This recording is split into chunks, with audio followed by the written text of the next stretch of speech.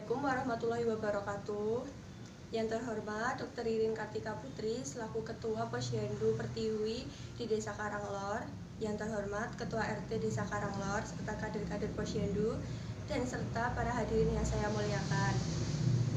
Marilah kita panjatkan puji syukur atas kehadiran Allah Subhanahu wa taala, karena atas berkat rahmat dan hidayahnya kita dapat berkumpul di sini dalam keadaan sehat walafiat dalam rangka kegiatan penyuluhan. Sebelumnya saya ucapkan terima kasih atas kehadiran saudara-saudara dalam acara ini, dan sebelumnya izinkan saya memperkenalkan diri. Nama saya Widya Rosati, saya dari Universitas Muhammadiyah Surakarta dari jurusan Program Studi Ilmu Gizi.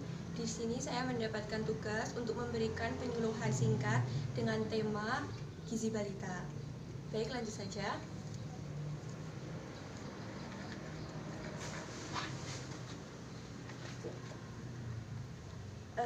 Ada beberapa alasan kenapa saya mengambil tema ini, karena menurut Riskesdas tahun 2018, proporsi gizi buruk dan gizi kurang di Indonesia itu mencapai 17,7%, sedangkan targetnya hanyalah 17%, dan ini cukup melebihi dari targetnya.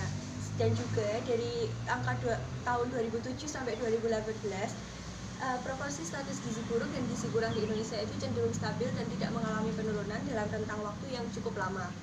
Dan juga secara keseluruhan Indonesia sendiri memiliki proporsi gizi buruk dan gizi kurang pada balita itu sebesar 17,7%.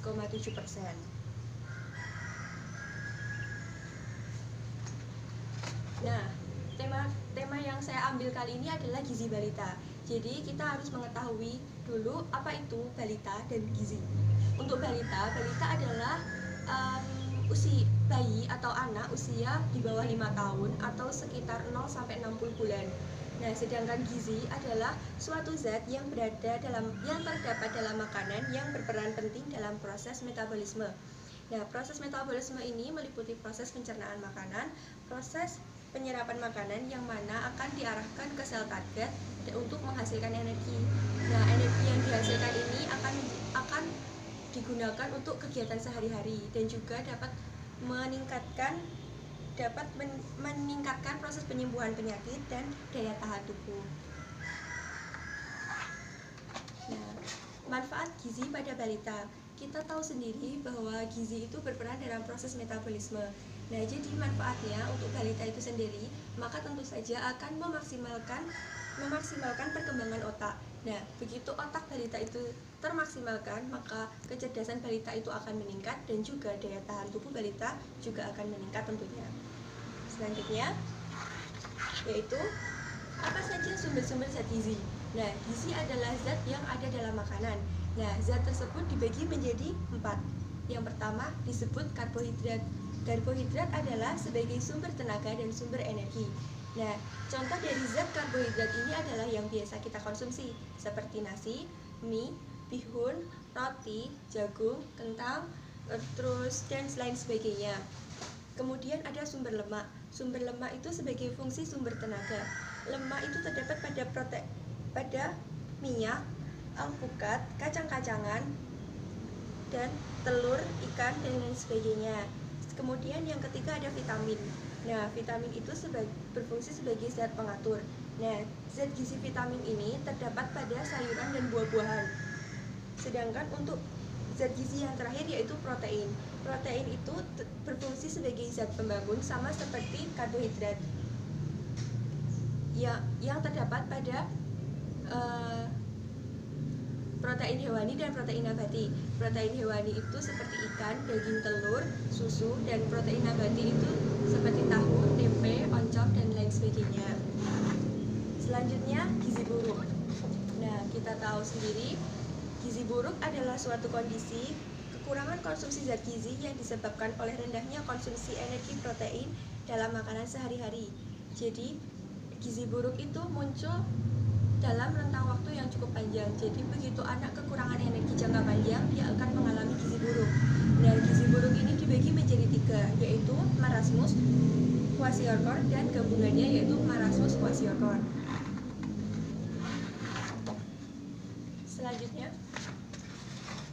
Selanjutnya adalah Penyebab gizi kurang atau gizi buruk. Menurut penelitian, penyebab gizi kurang dan gizi buruk ada 5. Pertama, kurangnya asupan gizi. Karena kurang asupan gizi, maka anak balita akan memiliki berat badan yang kurang. Kedua, penyakit bawaan. Ketiga adalah kurangnya ketersediaan pangan dalam rumah tangga. Keempat, perilaku atau asuhan ibu dan anak yang kurang. Kelima, kurangnya pelayanan kesehatan dan lingkungan yang tidak sehat. Selanjutnya, tanda dan gejala gizi kurang. Tanda yang pertama adalah berat badan kurang dari normal atau kurus. Kemudian, nafsu makan berkurang. Ketiga, rambut merah dan tipis. Keempat, kurang bersemangat. Kelima, mata pucat. Keenam, mata mudah lelah. 7, malas beraktivitas. Dan yang terakhir yaitu cengeng. Nah, tadi untuk gizi buruk dibagi menjadi 3, yaitu marasmus dan kwashiorkor. Nah, ada beberapa ciri-ciri khusus anak mengalami marasmus. Pertama, wajahnya seperti orang tua, cengeng dan rewel, sering disertai dengan penyakit infeksi seperti diare, umumnya kronis dan berulang, contohnya seperti TBC. Kemudian tampak sangat kurus, seperti tampilannya itu seperti saking kurusnya seperti tulang terbungkus kulit.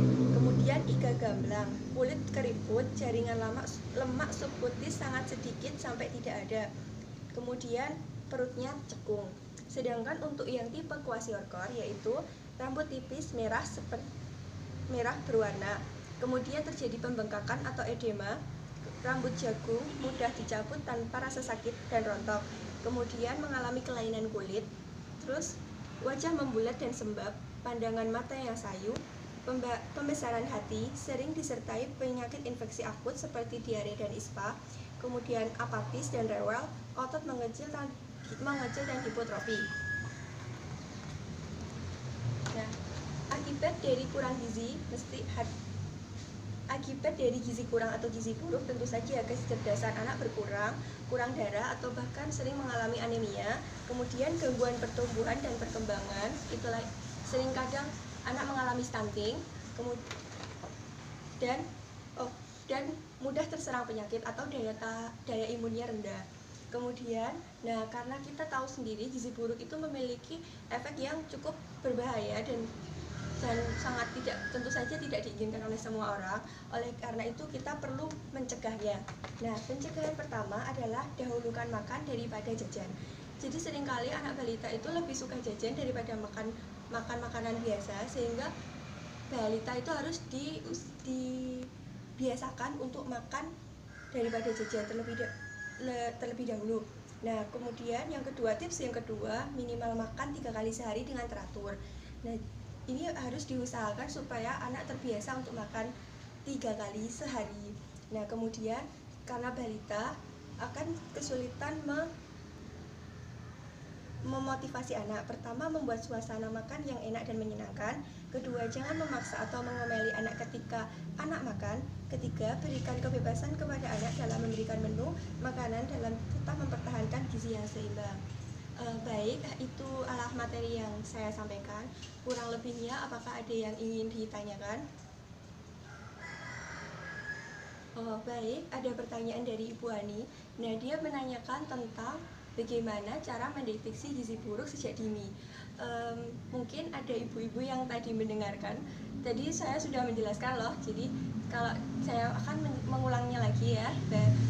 Gizi buruk itu muncul akibat jangka panjang, jadi tidak langsung. Tapi salah satu cirinya seperti yang saya sebutkan tadi, yaitu berat badan kurang, kemudian dia mengalami penurunan nafsu makan, mudah cengeng,